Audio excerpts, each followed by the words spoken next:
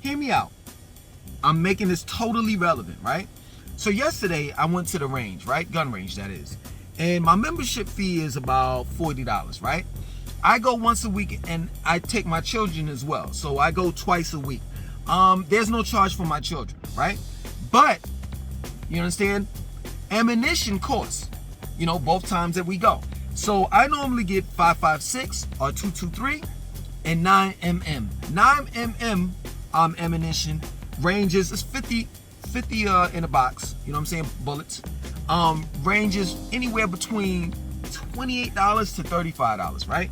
And then 2.23, 5.56 is 20 bullets in a box. That ranges anywhere between, I say about $14 to about $20-something, anywhere between that, right? So in total, to go to the range for one full month is gonna cost me about $200. And then I started just adding up everything, my daily bills, my monthly bills, as well as, the vacations that I've taken this summer, extra, activities that I do with the children and things like that. And it just dawned on me, if I were a Nuwaubian, I wouldn't be able to afford none of the stuff that I can afford, to pay every month.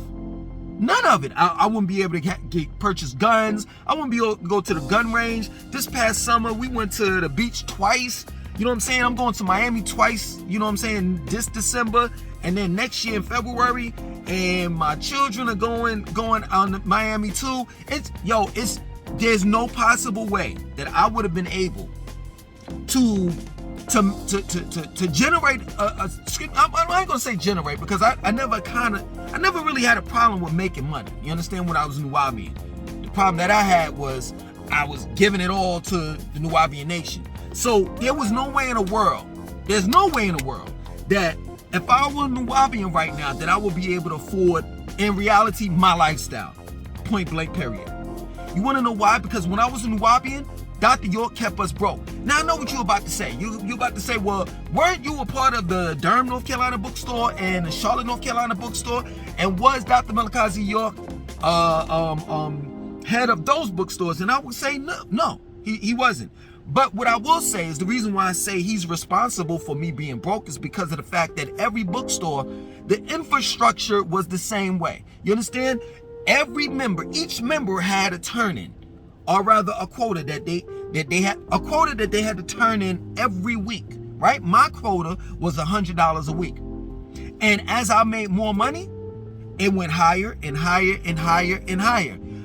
There's two brothers that sold bootleg movies, right? At one point in time, I wasn't selling bootleg movies. Well, when I first got into the information, I wasn't selling bootleg movies. They didn't put me up on it, right? I'm talking about the other members, right? So I was just selling oils and incense. I wasn't even making that much money, and that's the reason why my quota was so low. But the dudes that were selling bootleg movies, right? Their quota was $400-500 every week, and that's my word. I'm not even making this up. You understand? So what I'm saying is that Dr. York knew how these bookstores were being ran, and he had no problem with it. He had no problem with accepting the money that we was giving him, right? And prior to that, before we got into this whole Nuwaubian thing, Dr. York, he was dealing with the Ansar Allah community, and they were running it the same way that they were running with the bookstores when we became HTM, Holy Tabernacle Ministries, or Nuwaubians, with the exception of if you didn't meet your quota, you either got your ass beat or you had to do duty patrol around 717 Bushwick Avenue when they were the Ansar Allah community. So being Nuwaubians, I ain't never got beat up. You know what I'm saying? The threat was you was gonna get kicked out if you didn't meet your quota. But back in the days when they were the Ansar Allah community, you would easily get your ass beat. I know a good friend of mine, I ain't gonna even put his name out there like that, you know what I'm saying? Good friend of mine that was an Ansar. They beat his ass so bad when he didn't meet his quota at the end of the week that they broke his nose. So the point that I'm trying to make to you is that at the end of the day, this organization, or rather cult called the United Nuwaubian Nation of Moors or Sabians or whatever you want to call it, it wasn't nothing but a cult in order to bring in money for Dr. Malachi Z.York. And I'm telling you, at the end of the day, damn near 90% of the members stay broke. And I was one of them. Straight up. I remember this one dude, I'm going to call him Y, right? Y, the letter Y. And X, I'm going to call this guy X, the one that was in control of the Durham, North Carolina bookstore, right? I remember X used to get on Y all the time about him having a hole in his shoe. Chastising him, talking about how broke he is. But at the same time, while you're chastising him, you demanded that Y, his turn-in was like, or rather his quota, right, was $300 to $500 every week. And then on Sundays, we was going to the strip club. You forgot about that, X, didn't you? And what X would do, he was a master manipulator. So he had Y staying, X was staying with Y. So not only was Y giving X rent, you know what I'm saying? Paying bills at the place that X and Y was staying at. Not only Y was paying for the quota, you know what I'm saying, turn in $300 to $500 a month. Excuse me, I'm sorry, let me take that back. A week. He was also, X was also getting Y, because when we would go to the strip club, and I said I participated in it, I'm not going to even lie. We would go to the strip club after class on Sundays. Y didn't have any money, so X would loan Y money. It got so bad to the point where Y just had a nervous breakdown one day when he was like, yo, I don't even know what to do. I owe X so much money. But this is really what the organization was about. To keep the members of the organization broke and Dr. York rich. And I'm telling you, Dr. York became a millionaire off of the books. It wasn't off of the books. It was off of the members that donated money freely. You know how many times Dr. York said that he was going in retirement?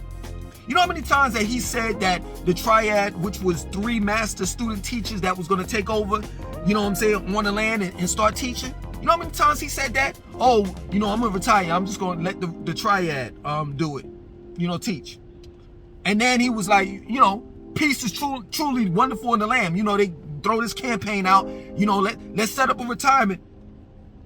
Excuse me, no COVID. Retirement fund for the master teacher to retire. And then it never happens. You understand? But Dr. York he didn't become a millionaire off of the books. He didn't. He became a millionaire off of us. Because at the end of the day, we wasn't really making no money as far as dealing with the comic books that he was writing. We were really making money off of everything else except for the comic books. And this is the reason why throughout the United States, if you go to the average Nuwaubian table, with the exception of New York, because it's based there. I mean, go figure. At the end of the day, outside of New York, you'll see Dr. York's books, but you'll see other shit on the table.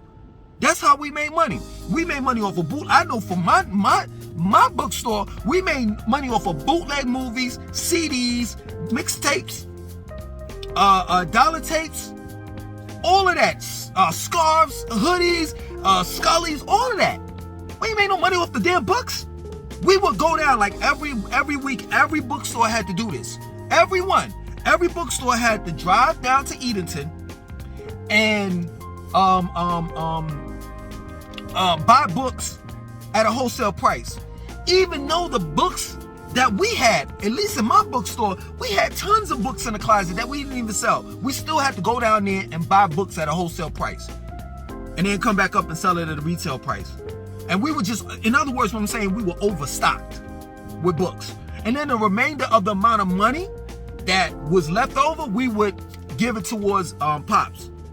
Now, this is a rumor. I'm not going to sit here and say that this is factual. But the owner of the bookstore that I was a part of in North Carolina, I'm going to name him X. His brother said that he was skimming off the top. So not only, I don't even want to go into that, man. But not only, I'm going to go into it. Not only were we getting robbed by Dr. Malachi Z.York, but X was skimming off the top. And that ain't, please, most of the Ansars, they would own bookstores, right? And they would skim off the top before they would give their the total turn-in of each bookstore down to the land. This organization, or rather cult, was just full of crooks and criminals. So everybody was basically getting robbed. And they're still doing it till this day. Ever since Dr. York got locked up, they have asked for money. And most of that money never goes to the legal, to the lawyers. The family, the York family, has complained for many years of how the organization, or rather the cult, the people that's in the cult, are stealing money from Dr. York. They're creating these fake GoFundMe pages, and they're taking money as we speak. But nobody wants to talk about that. And guess what? I really don't have a problem with it. You want to know why? Because it's like Malcolm X said, it's the chickens coming home to roost. Dr. Malachi Z.York was stealing from people for years, so why not someone steal from him?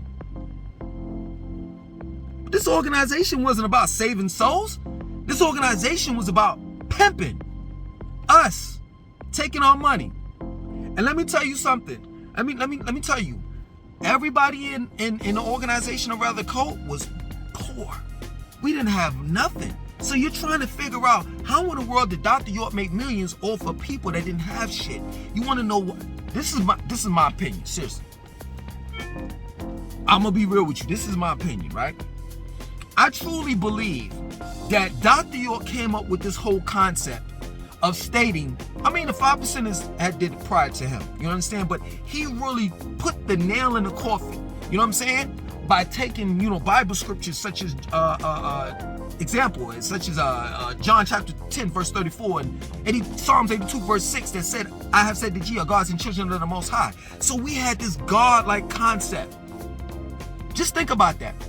We were brainwashed with this God-like concept. When you give an individual a battery in their back, and some of you all don't know the slang, but in other words, when you motivate and you stimulate the people and make them think that they're more than what they are, man, they'll be able to do anything. So I will say this. One positive thing that the organization or cult taught me is that, if you give black people back their history, and you tell them that they were gods and they were kings and queens and all the rest of that shit, that'll motivate them to act like one. But see, the thing of it is that the reason why it didn't go but so far is because Malachi Z.York put a cap on it. He said that he was the person to come down here and save the 144,000. So yeah, we were gods and goddesses, but we needed him. Straight up. Yeah, we could do all of these powerful things, get the barytheric gland reinserted inside the lower, our chin right here, which would bring about our four higher senses. Four higher senses being telepathy, psychometry, intuition, and clairvoyance. But we needed him in order to get that barytheric gland. So everything had to always go back to him. We couldn't be gods and goddesses on our own. Nah, we had to rely on him. You understand? So we had no problem with giving up any and every damn thing. You know how many people have died with nothing in their pockets because they gave everything that they had towards the organization? There's been a lot of people that have done that. You understand? And it's a shame. It's a shame, and it's a disgrace that at the end of the day that this organization, this cult, it appeared that, oh yeah, you know what I'm saying? We're here to save the people. We're here to uplift black people and blah, blah, blah, blah, blah. But it's nothing but a scam. That's it. I remember, let me tell you something. I remember like every Savior's Day week, right? Savior's Day week was in celebration of Dr. York's birthday that happened every June the 26th, right? So his birthday was June the 26th, but it fell on that Savior's Day week. They call it Savior's Day week because, Dr. York never said that he was a savior, but his birthday was on Savior's Day week, and they celebrated him. So he was our savior, technically. You understand? He had a way with, indirectly saying that he was a savior, right? But every year, right, in that week, he would put out anywhere between 20 to 30 new books, right? And you know what I caught on? I caught on to something, man. After like the 3rd year, I was like, yo, he keeps on writing the same book over and over again. And every year we would say, oh, he wrote over 400 books. Oh, he wrote over 500 books. Oh, he wrote over 600 books. What we were doing were including the revised version of a book that he wrote 4 or 5 times over again. For an example, he rewrote damn near 4 or 5 times. What is Nuwaubian? Are there black devils? Leviathan 666 part 1 and 2. I mean, the list goes on. He rewrote the holy tablets, and then he extracted the mind. He took the mind book and your potential book. He took that out of the tablets and turned it into a book. You know what I'm saying? So he was basically recycling the same damn information that he wrote last year again, but saying that it's a new book that he's putting out. And this time, instead of last year, the books were like $10, $15. This time, you know, they were hardcover, they had color to them, you know what I'm saying? The paper was a little bit, you know, it was like paper, you know, it wasn't recycled paper like the little small pamphlet books, right? So he would charge $20, $30, $40, $50. Man, shit, the holy tablets, the new holy tablets, that shit was like 100, I think it was like $1.25 or something like that. All of this shit wasn't nothing but a scam. Period. And Dr. York, he knew that we were selling boot, even though he told us not to do it. He knew we were selling bootleg movies and CDs and all the rest of that stuff. Matter of fact, anyone that had, any bookstore that had the most turn-in, that's the one he most favored. That plain and simple. You see, this is the thing. You know, I get all of these, you know, threatening, you know, comments in the comment section of my videos, you know, you're going to regret everything that you said about Dr. Malachi z.york when I see you. You know what I'm saying? You're lied on a master teacher. You're an agent. You're a black devil. You're this, you're that. And the thing of it is that I thought the very foundation of Nuwaubian, or rather this organization, was built on truth, right? I'm not telling any lies. I'm not making up any of this shit. Straight up. I'm just trying to understand this. How is it that you have a shitload of people telling the world that Dr. York is a child molester, that he stole from us, he did this, he did that? Even the children of Dr. York have said that, some of them, right? I'm trying to understand why you believe in one person that's locked up in jail that admitted he's on. They have footage of him being in court stating that he's guilty of the charges. He admitted guilt. You all still are saying that, you know, the people that telling the truth, such as myself and others, are liars, and that we're agents and we're black devils. You're believing in one person, which makes you no different from a Christian. So I'm trying to understand for some of you all that were Christians prior to being Nuwaubians, you haven't walked away from Christianity, because you're still believing that one person is a Messiah, or one person can come and save you. And that's crazy to me. That's crazy. I've came to the understanding that no matter what we say, no matter how many facts that we present to you all, you're going to continue to believe the lie. You're going to continue to believe the narrative that Dr. York, or the picture that Dr. York, story, the narrative that Dr. York has told, and the picture that Dr. York has painted. That plain and simple. And I really feel sorry for a lot of you all. I really do. You must be living a miserable life right about now. Because I know I used to be part of the bookstores. And I know I wasn't able to afford a pizza at the end of the day, or rather the end of the week, when I had to meet my quota, when my quota was met and I had to turn in. Y'all must really feel bad. And that's the problem. I think that you all are jealous because I'm able to live in a nice house. I'm able to, you know, afford a nice cell phone and cameras, and I get to travel and do different things that you all can't do. Because you got to turn in that money every week. And that's crazy. Stop hating. All you got to do is just walk away from the lie. That's all you have to do. That's all you have to do. And all of these threats, You understand? Which I don't understand. You all are threatening me. You all are threatening me, talking about you're going to do bodily harm to me when you see me. At the end of the day, couldn't Dr. Malachi Z.york just get some of his, like, comic book friends, you know what I'm saying, that he created, called the Anunnakis? You know the Anunnakis? The ones that, you know, he said that was coming down to eat us? Why couldn't he summon the Anunnakis to come down and eat me?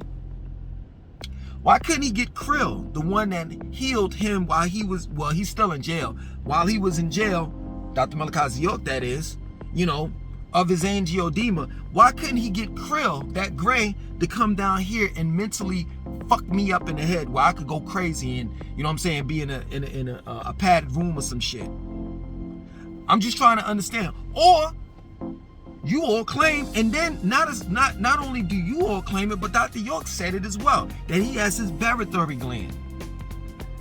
You understand? So why couldn't he, you know what I'm saying, have these mystical powers with his barytheric gland, the 4 higher senses, and, you know, he's walking through walls and all the rest of that shit? Why can't he just walk through the prison, you know what I'm saying, get on his imaginary ship, you know, summon his ship in tones, you know, because y'all trying to get him out because he has the ones he is the one that has the tones to summon the spaceship to come down and get the 144,000. Why can't he do that and then come and see me?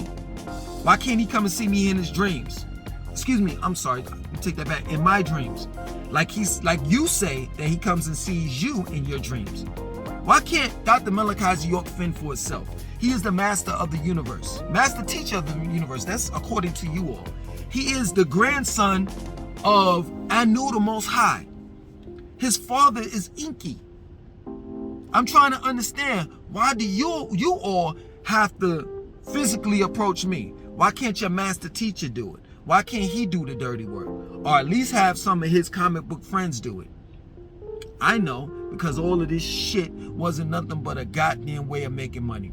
And he tricked everybody. And the reason why you're upset and the reason why you're trying to unleash your frustration out on me is because your ass got fooled. Just like I did. You just don't want to admit it. That plain and simple. Now you don't know what the fuck to do with your life, and just admit that shit. Now you don't know where to turn. Just admit it. I understand it hurts. It hurt. It hurt me when I found out that this shit wasn't nothing but some bullshit that was made up in order to make money for Dr. Malachi Z.york. But you know one thing that I did? I took on a responsibility. You understand? And I said that, you know what? Regardless of whether I was tricked, it's my fault. You need to own up to your responsibility. You need to be responsible for the bullshit that you took yourself through. And know this, and I'm gonna end it, I'm done. And know this, you don't have to continue doing this shit. Let me tell you something, it feels goddamn good to have money in the bank. To know that if this shirt gets raggedy, I can buy another one. To know that every Sunday, I ain't gotta go to that dumbass class and shit and teach. I can sit there and look at the football games. To know that Monday through Friday, or Monday through Sunday, whatever I do to make money, guess what? It's all going to me and my family and I. It ain't going to no fucked up organization, or rather cult. It ain't going towards an individual that's in jail that admit guilt that he did these atrocious things that they said that he did. It ain't going towards his legal fees, knowing that he ain't never getting out. Ever.